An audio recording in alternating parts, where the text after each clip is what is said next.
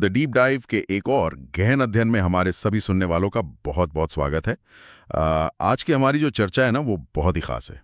जी बिल्कुल। और सच कहूं तो ये विषय बेहद दिलचस्प और गहराई से सोचने पर मजबूर कर देने वाला है। एकदम सही कहा आपने। तो आज की हमारी स्रोत सामग्री हिंदी साहित्य के महान व्यंग्यकार हरिशंकर परसाई जी की एक बहुत ही कमाल की रचना है। इसका शीर्षक है इंस्पेक्टर मातादीन चांद पर। बहुत ही कालजयी रचना है ये। बिल्कुल। और आज के हमारे इस डीप डाइव का जो मिशन है वो बहुत स्पष्ट है। हम इस शानदार व्यंग्यात्मक कहानी के जरिए ये समझने की कोशिश करेंगे कि कैसे एक भ्रष्ट व्यवस्था और एक सड़ी गली प्रशासनिक प्रणाली किसी भी समाज की पूरी संस्कृति को नष्ट कर सकती है। हाँ, मतलब उसकी जो सबसे बुनियादी मानवीय संवेदनाएं होती हैं ना, उन्हें कैसे जड़ से खत्म कर सकती है। बिल्कुल। तो चलिए बिना किसी देरी के इस विषय की गहराइयों में उतरते हैं। मैंने इस कहानी के बारे में जो सबसे पहली बात पढ़ी वो अपने आप में एक बहुत बड़ा विरोधाभास है। अच्छा। हाँ, जहां दुनिया भर के वैज्ञानिक अपनी दूरबीनों से देखकर ये कहते कहते थक गए कि भाई चांद पर जीवन नहीं है, वहीं हमारी कहानी के जो नायक हैं भारत के एक सीनियर पुलिस इंस्पेक्टर मातादीन, जिन्हें उनके विभाग में एमडी साहब कहा जाता है। हाँ एमडी साहब। तो उनका दावा है कि ये सारे वैज्ञानिक झूठ बोलते हैं। उनका कहना है कि उन्होंने चांद का अंधेरा हिस्सा देखा है और वहां बिल्कुल हमारे जैसे ही मनुष्य रहते हैं। ये अंधेरे हिस्से वाली बात मुझे मतलब थोड़ी अजीब लगी। देखिए, इस अंधेरे हिस्से वाली बात में ही ना परसाई जी के पूरे व्यंग की आत्मा बसती है। वो कैसे? जब मातादीन कहते हैं कि वे अंधेरे पक्ष के माहिर हैं, तो इसका मतलब चांद के भौगोलिक अंधेरे से बिल्कुल नहीं है। अच्छा, तो ये कोई रूपक है? बिल्कुल, ये सीधा इशारा है हमारी व्यवस्था के उस अंधेरे पक्ष की ओर, यानी भ्रष्टाचार, जालसाजी, पुलिसिया हथकंडे और सिस्टम की खामियों का फायदा उठाना। ओहो, मतलब वो इन सब चीजों के उस्ताद हैं। जी, मातादीन इसी अंधेरे पक्ष के माहिर हैं। अब यहाँ एक बड़ा सवाल ये उठता है कि आखिर एक सीनियर पुलिस इंस्पेक्टर चांद पर गया ही क्यों? हाँ, कोई आम इंसान तो यही सोचेगा कि शायद कोई अंतरिक्ष अभियान होगा। लेकिन नहीं, ये कोई पर्यटन या अपराधी को पकड़ने का मिशन नहीं था, बल्कि चांद की सरकार के अनुरोध पर एक सांस्कृतिक आदान प्रदान था। एक मिनट, चांद की सरकार ने भारत से पुलिस अफसर क्यों मांगा? क्या वहां कोई बहुत बड़ा अपराध हो गया था जिसे वे सुलझा नहीं पा रहे थे? असल में चांद की सरकार ने भारत सरकार को एक आधिकारिक पत्र लिखा था। भारत को वे रामराज मानते थे। रामराज मतलब एक आदर्श राज्य? हाँ, उनका कहना था कि उनकी सभ्यता तो बहुत आगे बढ़ गई है, उन्होंने विज्ञान और कला में बहुत तरक्की कर ली है, लेकिन उनकी पुलिस में सक्षमता बिल्कुल नहीं है। अच्छा, पुलिस कमजोर थी वहां की? जी, चांद की पुलिस अपराधियों को पकड़ने और उन्हें अदालत से सजा दिलाने में अक्सर नाकाम रहती थी। इसलिए उन्होंने भारत से गुजारिश की कि वे अपने किसी तेज तर्रार अफसर को भेजें ताकि चांद की पुलिस को प्रशिक्षित किया जा सके, मतलब उन्हें सक्षम बनाया जा सके। बिल्कुल। ये तो बहुत ही विडंबनापूर्ण स्थिति है कि तथाकथित रामराज से पुलिस व्यवस्था सुधारने के लिए मदद मांगी जा रही है। लेकिन जब ये तय हो गया कि किसी को भेजना है, तो मैंने पढ़ा कि चयन प्रक्रिया में भी बहुत ज्यादा नौकरशाही और प्रोटोकॉल का खेल हुआ। हाँ, वो हिस्सा बहुत दिलचस्प है। गृह मंत्री चाहते थे कि किसी बड़े अधिकारी को भेजा जाए, लेकिन ऐसा हुआ नहीं। ऐसा क्यों? देखिए, ये हिस्सा हमारे प्रशासनिक तंत्र की मानसिकता को बहुत बारीकी से दिखाता है। जब चांद से निमंत्रण आया, तो गृह मंत्री ने कहा कि किसी आईजी यानी इंस्पेक्टर जनरल स्तर के अधिकारी को भेज दो, जो कि एक बहुत बड़ा पद होता है। बिल्कुल। लेकिन सचिव ने तुरंत ठोक दिया। उन्होंने कहा कि भाई प्रोटोकॉल का सवाल है, चांद तो पृथ्वी का सिर्फ एक क्षुद्र उपग्रह है, एक छोटा सा हिस्सा है। अरे बाप रे, उपग्रह के साइज पर प्रोटोकॉल! हाँ, उनका तर्क था कि वहां आईजी रैंक के अधिकारी को भेजना हमारी तौहीन होगी। इसलिए तय किया गया कि हजारों मुकदमों की जांच कर चुके एक अनुभवी और घाघ अधिकारी को भेजा जाए। और वो थे हमारे सीनियर इंस्पेक्टर मातादीन। सही कहा। यानी अंतरिक्ष जैसे असीम विषय में भी हमारी व्यवस्था का पद और दर्जे का अहंकार हावी रहा। खैर, इसके बाद मातादीन के जाने की तैयारी होती है और उनका जो विदाई का दृश्य है ना, वो तो बहुत ही अद्भुत है। सच में वो किसी भी सुनने वाले को हैरत में डाल सकता है। एक तरफ मातादीन अंतरिक्ष यान की तरफ बढ़ रहे हैं और उनके होठों पर रामचरितमानस की चौपाई है, प्रविसी नगर कीजय सब काजा, हृदय राखी कौशलपुरे राजा। बहुत ही भक्ति भाव दिखा रहे हैं। लेकिन उनके दिमाग में कुछ और ही चल रहा होता है। वे अचानक मुंशी अब्दुल गफूर को पुकारते हैं और यहीं से हमें मातादीन की असली कार्यप्रणाली समझ में आने लगती है। कैसे? भाई, अंतरिक्ष यात्रा पर जाते समय एक वैज्ञानिक या आम इंसान ब्रह्मांड के बारे में सोचेगा ना। बिल्कुल, मिशन के बारे में सोचेगा। लेकिन माता बीन मुंशी गफूर से एफआईआर और रोजनामचे के बारे में पूछते हैं। यहाँ हमारे सुनने वालों के लिए रोजनामचा समझना बहुत जरूरी है। हाँ, ये क्या होता है असल में? पुलिस स्टेशन में एक दैनिक डायरी होती है जिसमें हर छोटी बड़ी गतिविधि दर्ज होती है। एक भ्रष्ट व्यवस्था में रोजनामचा ही वो हथियार होता है जिससे किसी को फंसाया या बचाया जा सकता है। अच्छा, तो माता दीन चांद पर जाते हुए भी उसी कागजी दुनिया और हेराफेरी में उलझे हुए हैं। बिल्कुल। और बात सिर्फ कागजों तक सीमित नहीं रहती। वो हवलदार बलभद्र को बुलाते हैं और कहते हैं कि मेरी गैर मौजूदगी में मेरी पत्नी की मदद के लिए, यानी घर के कामकाज के लिए, अपने घर से औरतों को भेज देना। और मुंशी गफूर भी अफसर को खुश करने के लिए तुरंत तैयार हो जाता है कि वो भी अपनी पत्नी को खिदमत के लिए भेज देगा। ये जो अपने मातहत कर्मचारियों का निजी फायदे के लिए इस्तेमाल है, ये भी तो उसी अंधेरे पक्ष का हिस्सा है ना? एकदम सही। मैं कहूंगी कि यह सत्ता के नशे और सामंती सोच का सबसे सटीक उदाहरण है, जहां सरकारी कर्मचारी को अपना निजी सेवक मान लिया जाता है। सच में। लेकिन इसके बाद अंतरिक्ष यान के चालक के साथ जो माता दीन का संवाद है, वो इस अहंकार को एक अलग ही स्तर पर ले जाता है। हाँ, वो दृश्य तो कहानी के सबसे व्यंग्यात्मक हिस्सों में से एक है। मतलब अंतरिक्ष यान कोई बस या ट्रक थोड़ी है। बिल्कुल नहीं। लेकिन माता दीन यान में बैठने से पहले चालक से उसी टिपिकल अंदाज में पूछते हैं, ड्राइविंग लाइसेंस है? गाड़ी में बत्ती ठीक है? और चालक बेचारा हैरानी से देखता रह जाता है। हाँ, और जब वह हैरानी से देखता है तो माता दीन सीधे धमकी देते हैं कि सब ठीक होना चाहिए, वरना बीच अंतरिक्ष में चालान काट दूंगा। इस पर माता दीन का जवाब सुनिए। क्या कहते हैं वो? वे कहते हैं कि इसीलिए तो तुम्हारी पुलिस कमजोर है, मैं उसे अभी ठीक करता हूँ। कमाल है। वे पुलिस या रॉब को बदतमीजी और डर से जोड़कर देखते हैं। और तो और जब यान उड़ता है तो लाखों मील तक अंतरिक्ष में कोई नहीं होता, सिर्फ खालीपन होता है। हाँ, अंतरिक्ष में कौन सा ट्रैफिक जाम मिलने वाला है? फिर भी माता दीन चालक को हॉर्न बजाने के लिए डांटते हैं और कहते हैं rule is rule. Rule is rule, यानी नियम सिर्फ दूसरों को परेशान करने के लिए हैं, उनका कोई तार्किक आधार हो या ना हो। बिल्कुल। और एक बात और, जाते जाते वे एसपी साहब की पत्नी के लिए चांद से एड़ी चमकाने का पत्थर लाने का वादा भी करते हैं। जी, ये भी तो चापलूसी का एक चरम रूप है। खैर, आखिरकार माता दीन चांद पर पहुंच जाते हैं, लेकिन वहां उतरते ही जो होता है वो चांद वालों के लिए एक बहुत बड़ा झटका रहा होगा। उनके स्वागत के लिए खड़े होते हैं, लेकिन माता दीन उन्हें सैल्यूट नहीं करते। इसका क्या कारण था? देखिए, माता दीन सिर्फ एक व्यक्ति नहीं है, बल्कि एक पद लोलुप व्यवस्था के प्रतीक है। उन्होंने देखा कि स्वागत करने वाले चांद के पुलिस अफसरों के कंधों पर कोई स्टार या फीते नहीं थे। अच्छा, तो वर्दी का चक्कर था। बिल्कुल। बिना स्टार और फीते वाले अधिकारियों को वे अपने बराबर का मानते ही नहीं हैं। उनके लिए इंसान की अहमियत उसके कंधों पर लगे पीतल के टुकड़ों से तय होती है। ये तो बहुत ही उथली सोच है। यही कारण है कि वे इतने बड़े सम्मान के बावजूद उन अधिकारियों को अनदेखा कर देते हैं। इसके बाद माता दीन चांद की पुलिस लाइन का मुआयना करने निकलते हैं, और जो उनका सबसे पहला सुधार होता है वो बहुत ही चौंकाने वाला है। जी, वो धर्म वाला प्रसंग। हाँ, वे चांद के आईजी से पूछते हैं कि भाई, आपकी पुलिस लाइन में हनुमान जी का मंदिर क्यों नहीं है? हमारे यहाँ तो हर पुलिस लाइन में हनुमान जी होते हैं। अब एक धर्मनिरपेक्ष या आधुनिक पुलिस व्यवस्था में धर्म का ये प्रवेश क्यों? माता दीन इसके पीछे क्या तर्क देते हैं? माता दीन का तर्क सुनकर तो किसी का भी सिर चकरा सकता है। ऐसा क्या कह दिया उन्होंने? वे समझाते हैं कि हनुमान जी असल में भगवान राम की सेना में सुग्रीव की स्पेशल ब्रांच के अधिकारी थे। स्पेशल ब्रांच मतलब पुलिस की भाषा? हाँ, और उन्होंने सीता माता के अपहरण के मामले को सुलझाया। माता दीन पूरी तरह से पुलिस की शब्दावली का इस्तेमाल करते हुए कहते हैं कि हनुमान जी ने दफा 362 यानी अपहरण के मामले की सफलतापूर्वक जांच की। बाप रे! और बात सिर्फ जांच तक नहीं रुकती है। माता दीन आगे कहते हैं कि हनुमान जी ने रावण को वहीं मौके पर ही सजा दे दी, उसकी लंका में आग लगा दी। जी, मतलब अदालत जाने का, सबूत पेश करने का कोई झंझट ही नहीं रखा, सीधे आग लगा दी। और यही पर साईं जी का हमारी न्याय व्यवस्था और पुलिस कार्यप्रणाली पर सबसे तीखा प्रहार है। कैसे? माता दीन इस घटना को एक आदर्श मानकर पेश कर रहे हैं। वे असल में ऑन द स्पॉट फैसले और तथाकथित एनकाउंटर संस्कृति को सही ठहरा रहे हैं। समझ रहा हूँ।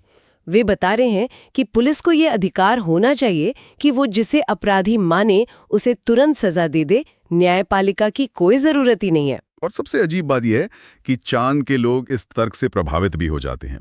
चांद की हर पुलिस लाइन में रातों रात हनुमान जी की मूर्तियां स्थापित करवा दी जाती हैं। बिल्कुल, धर्म का इस्तेमाल यहाँ आस्था के लिए नहीं हुआ, बल्कि पुलिस की ज्यादतियों को एक पवित्र आवरण पहनाने के लिए किया गया। ये बहुत ही डरावना विचार है। अब यहाँ से कहानी के उस हिस्से की तरफ बढ़ते हैं जहाँ माता दीन अपनी अर्थशास्त्र की समझ का प्रदर्शन करते हैं। ये हिस्सा मुझे व्यक्तिगत रूप से बहुत हैरान करने वाला लगा। हाँ, वो तनख्वाह वाला मामला। जी, माता दीन इस बात की पड़ताल कर रहे होते हैं कि चांद की पुलिस आखिर अपराधियों को पकड़ने में इतनी सुस्त और लापरवाह क्यों है, और फिर वे तनख्वाह का रजिस्टर मंगवाते हैं। और रजिस्टर देखते ही माता दीन को समस्या की जड़ समझ आ जाती है। क्या समस्या थी? चांद की पुलिस को बहुत अच्छी तनख्वाह मिल रही थी। सिपाही को 500, हवलदार को 700 और थानेदार को 1000 रुपए। अब रुकिए, ये बात तो मेरी समझ से बाहर है। अच्छी तनख्वाह मिलने से तो कर्मचारियों को और ज्यादा ईमानदारी से काम करना चाहिए ना? एक सामान्य इंसान तो यही सोचेगा। हाँ, वे रिश्वत नहीं लेंगे और अपना काम ठीक से करेंगे। माता दीन ने इसे समस्या कैसे मान लिया? यही तो वो क्रांतिकारी अर्थशास्त्र है जो भ्रष्ट प्रणालियों की बुनियाद होता है। वो कैसे काम करता है? माता दीन तुरंत चांद के पुलिस मंत्री के पास जाते हैं और कहते हैं कि मंत्री जी, यही असली बीमारी है। जब इतनी अच्छी तनख्वाह मिलेगी तो कोई पुलिस वाला अपराधियों को पकड़ने की जहमत क्यों उठाएगा, आराम करेगा। तो उन्होंने क्या समाधान निकाला? माता दीन का समाधान ये था कि तनख्वाहें फौरन घटा दी जाएं। उन्होंने सिपाही के लिए 100 रुपए और इंस्पेक्टर के लिए सिर्फ 200 रुपए तय करवा दिए। लेकिन जब पुलिस मंत्री ने विरोध किया होगा कि भाई इतने कम वेतन में उनके परिवार का गुजारा कैसे होगा, ये तो सरासर अन्याय है। माता दीन की मानसिकता यहीं खुलकर सामने आती है। वे कहते हैं कि जब कम तनख्वाह मिलेगी तो मुलाजिम का गुजारा नहीं होगा। अब एक इंस्पेक्टर 200 रुपए में अपना रुतबा और ठाट बाट कैसे बनाए रखेगा? अपने खर्चे पूरे करने के लिए उसे मजबूरन ऊपरी आमदनी यानी रिश्वत की तलाश करनी पड़ेगी। ओहो, मतलब रिश्वत लेने के लिए मजबूर करना? हाँ, और रिश्वत उसे कौन देगा? अपराधी। इसलिए ऊपरी आमदनी की लालच में पुलिस वालों को अपराधियों को पकड़ना ही पड़ेगा, उन पर नजर रखनी ही पड़ेगी। इस तरह पुलिस अपने आप मुस्तैद हो जाएगी। ये तो पागलपन है। और सबसे भयानक बात यह है कि ये बेतुका फॉर्मूला सच में काम कर जाता है। बिल्कुल। पुलिस अचानक मुस्तैद हो जाती है, नींद से जाग जाती है, चारों तरफ से केस दर्ज होने लगते हैं। और तो और चांद की सरकार भी इस बदलाव से बहुत खुश हो जाती है। सरकार खुश क्यों न हो? आप खुद सोचिए। कैसे? एक तरफ तो अपराधियों के पकड़े जाने के आंकड़े बढ़ रहे हैं, जिससे सरकार जनता के सामने अपनी पीठ थपथपा सकती है। हाँ, कि हम बहुत काम कर रहे हैं। और दूसरी तरफ तनख्वाहें कम होने से खजाने में पैसा बच रहा है, सरकार का बजट मुनाफे का बन गया है। ये तो दोनों हाथों में लड्डू वाली बात हो गई सरकार के लिए। बिल्कुल। ये प्रश्न हमें दिखाता है कि कैसे सत्ता में बैठे लोग हमेशा अपने फायदे के लिए भ्रष्टाचार को खत्म करने के बजाय उसे एक औजार की तरह इस्तेमाल करते हैं। राज्य जानबूझकर अपने कर्मचारियों को भूखा रखता है ताकि वे आम जनता को नोच कर खाएं और राज्य का काम आसान हो जाए। यही अर्थशास्त्र वाकई बहुत खतरनाक है। चलिए, तनख्वाह की समस्या तो हल हो गई, लेकिन अब बात आती है न्याय की उस नई परिभाषा की जो माता दीन चांद पे स्थापित करते हैं। हाँ, वो मर्डर केस। जी, स्रोत सामग्री में एक मर्डर केस का जिक्र है जो पूरी कहानी का रुख ही मोड़ देता है। होता यह है कि एक सड़क पर आपसी मारपीट में एक आदमी मारा जाता है। अब एक भला आदमी जो वहीं रहता है वो उस घायल आदमी को अस्पताल पहुंचाता है, जो कि कोई भी इंसानियत के नाते करेगा। बिल्कुल, जाहिर सी बात है। इस कोशिश में उस भले आदमी के कपड़ों पर खून लग जाता है। और माता दीन इस पर क्या कार्रवाई करते हैं? माता दीन उस भले आदमी को ही हत्या के आरोप में गिरफ्तार करवा देते हैं। ये तो हद हो गई। ये वो अंधी गली है जहां न्याय और सच का कोई मोल नहीं होता, सिर्फ कागजी सबूत गढ़े जाते हैं। लेकिन वो भला आदमी तो बार बार कहता है कि मेरा तो वहीं पास में मकान है, मैं झगड़े की जगह नहीं गया था, झगड़ा मेरे मकान के सामने हुआ था। फिर माता दीन उसे क्यों फंसाते हैं? माता दीन का जो तर्क है ना, वो सुनिए। वे कहते हैं कि जब कपड़ों पर खून मिल गया है तो पुलिस खून ढूंढने और कहां भटकेगी। मतलब मेहनत क्यों करे? हाँ, पुलिस को मेहनत करने की क्या जरूरत है जब सबूत सामने खड़ा है? और उनका सबसे खतरनाक सवाल जो वे बार बार पूछते हैं, वो आदमी झगड़ा की जगह गया ही क्यों? ये सवाल तो इंसानियत पर ही चोट करता है। बिल्कुल।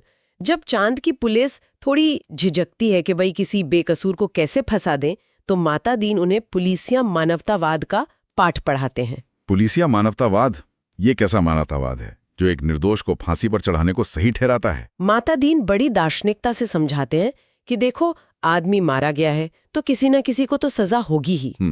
अब सजा कातिल को हो या बेकसूर को क्या फर्क पड़ता है, हर इंसान में ईश्वर का ही अंश है भगवान। वे कहते हैं कि जब फांसी लगेगी तो फांसी पर चढ़ेगा तो ईश्वर ही ना, पुलिस किसी में भेदभाव नहीं करती, उसके लिए सब मनुष्य बराबर है। यही पुलिस का सबसे बड़ा मानवतावाद है। ये तो दर्शन शास्त्र का सबसे विकृत रूप है।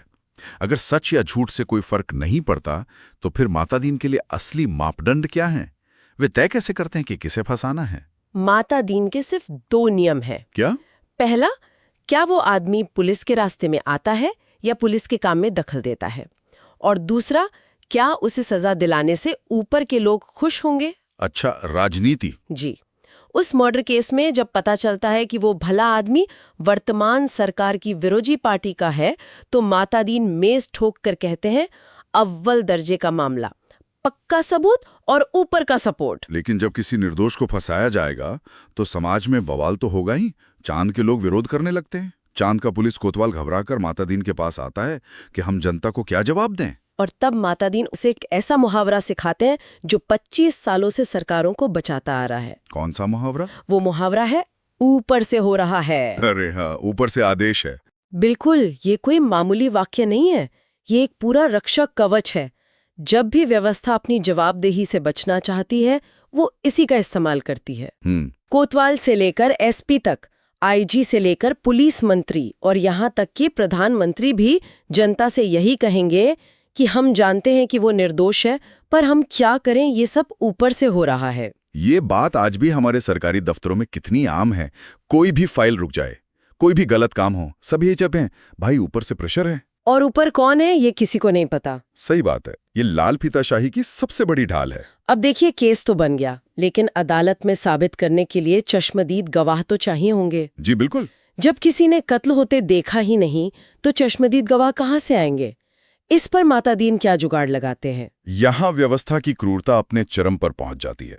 माता दीन चांद की पुलिस को समझाते हैं कि चश्मदीद गवाह वो नहीं होता जो अपनी आंखों से घटना को देखे। तो कौन होता है? चश्मदीद गवाह वो होता है जो अदालत में खड़ा होकर कहे कि मैंने देखा। इसे गवाहों का उत्पादन या मैन्युफैक्चरिंग कहते हैं। मतलब फर्जी गवाह। तो वे ये गवाह लाते कहाँ से हैं? वे चांद के 8 बस उठाई गिरों, छोटे मोटे चोरों और जुआरियों को थाने बुलाते हैं और उन्हें सीधा सा विकल्प देते हैं, या तो अपने पुराने जुर्मों के लिए 10 साल की जेल काटो या फिर इस नए केस में चश्मदीद गवाह बन जाओ। ब्लैकमेल? हाँ, और डर के मारे वे सभी मान जाते हैं कि हाँ, उन्होंने उस भले आदमी को कत्ल करते हुए देखा था। और इसका नतीजा ये होता है कि उस निर्दोष भले आदमी को 20 साल की सजा हो जाती है। चांद के पुलिस इस पूरी प्रक्रिया से इतनी शिक्षित हो जाती है कि धड़ाधड़ केस बनने लगते हैं और सजाएं होने लगती हैं। बिल्कुल। उनका आंकड़ा सुधर जाता है। और चांद की संसद भारत सरकार को धन्यवाद प्रस्ताव भेजती है और माता दीन का भव्य सार्वजनिक अभिनंदन होता है। लेकिन इस सब का असली परिणाम क्या होता है? चांद के समाज पर इस पूरी व्यवस्था का क्या असर पड़ता है? मैं कहूंगी कि ये इस पूरे विश्लेषण का सबसे दुखद और महत्वपूर्ण हिस्सा है। कुछ ही महीनों के अंदर चांद पर हाहाकार मच जाता है। एक ऐसा आदर्श समाज जहां लोग एक दूसरे के सुख दुख में काम आते थे, वहां अचानक सब बदल जाता है। चांद का समाज पूरी तरह से पतन की ओर चला जाता है। मैंने पढ़ा कि हालात इतने खराब हो गए कि कोई अपने बीमार बाप का इलाज नहीं कराता, डूबते हुए बच्चों को कोई नहीं बचाता। जी। अगर किसी के मकान में आग लग जाए तो पड़ोसी उसे बुझाने नहीं जाता। ऐसा क्यों? एक पुलिस व्यवस्था लोगों को इतना संवेदनहीन कैसे बना सकती है? इसका सीधा सा कारण है डर। उस भ्रष्ट व्यवस्था का डर जो माता दीन ने वहां स्थापित की थी। मतलब लोग डरने लगे थे एक दूसरे की मदद करने से? बिल्कुल। लोगों को लगने लगता है कि अगर बीमार बाप मर गया तो पुलिस उन पर ही हत्या का आरोप लगा देगी। आग बुझाने गए तो आग लगाने का जुर्म उन पर ही थोप दिया जाएगा। और डूबते बच्चों को बचाने गए तो डुबाने के आरोप में फंसा दिए जाएंगे। सही कहा।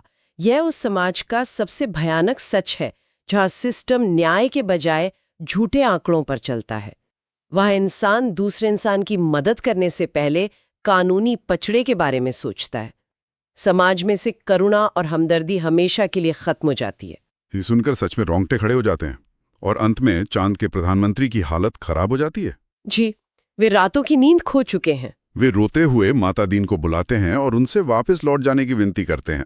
वे कहते हैं कि आप अपना बाकी का वेतन 2 गुना ले जाइए, 3 गुना ले जाइए, बस यहाँ से चले जाइए। इतना ही नहीं, चांद के प्रधानमंत्री भारत के प्रधानमंत्री को एक अत्यंत गोपनीय और तीखा पत्र भी लिखते हैं। उसमें क्या लिखा था? वे लिखते हैं कि हम भारत को अपना मित्र देश समझते थे, लेकिन आपने हमारे साथ बहुत बड़ा विश्वासघात किया है।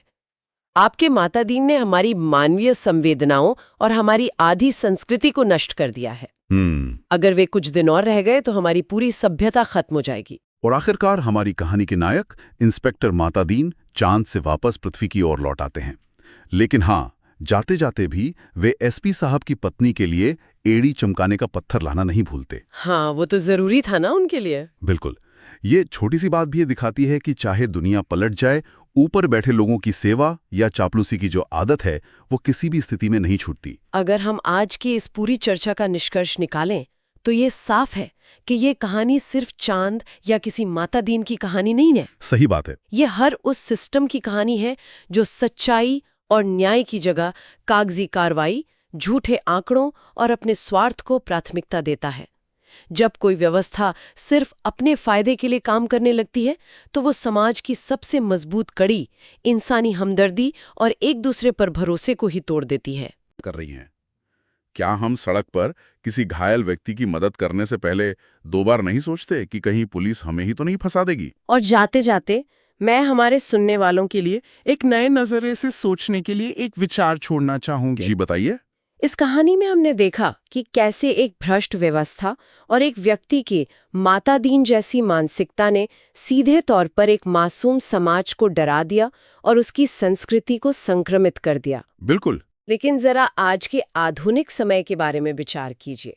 आज जब हम पुलिस या प्रशासनिक व्यवस्था में नई तकनीक, आर्टिफिशियल इंटेलिजेंस, चेहरे पहचानने वाली तकनीक या जगह जगह लगे निगरानी कैमरों यानी सर्विलांस का इस्तेमाल कर रहे हैं, तो क्या ये आधुनिक तकनीक इस मातादीन जैसी भ्रष्ट मानसिकता को खत्म करती है? तो ये बहुत बड़ा सवाल है। या फिर सोचने वाली बात ये है कि क्या वो भ्रष्ट सिस्टम उसी तकनीक का इस्तेमाल करके अपने अन्याय को और भी ज्यादा सटीक, अचूक और ऐसा बना देता है जिस पर कोई आम इंसान सवाल ही ना उठा सके? तकनीक ने शायद तरीके जरूर बदल दिए हैं, लेकिन क्या सच में नियत बदली है? इस बारे में जरूर सोचिएगा। ये सचमुच एक बहुत ही गहरा और बेचैन करने वाला विचार है। तकनीक और तंत्र का ये रिश्ता कितना पारदर्शी है और कितना खतरनाक, इस पर विचार करना आज के समय की सबसे बड़ी जरूरत है। उम्मीद है कि आज की इस चर्चा से हमारे सुनने वालों को एक नया नजरिया मिलेगा और वे भी इस विषय पर गहराई से सोचेंगे। बिल्कुल। तो आज के द डीप डाइव के इस सफर में बस इतना ही। एक शानदार व्यंग और उसके पीछे छिपे कड़वे सच का ये विश्लेषण सुनने और हमारे साथ जुड़ने के लिए आप सभी का बहुत बहुत धन्यवाद।